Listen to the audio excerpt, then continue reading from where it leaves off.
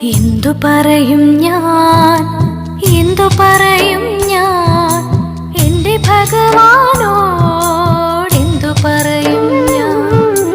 ഒന്നും പറയാതെ ഒക്കെ അറിഞ്ഞോളും നിൻ പരിതാപങ്ങൾ ഒക്കെയും തീർന്നോളും.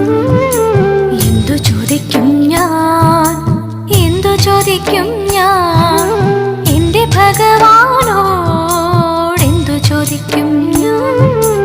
ഒന്നും ചോദിക്കാതെ ഒക്കെയും തന്നോളും നിന്റെ അഭിഷ്ടങ്ങൾ ഒക്കെ നടന്നോളും.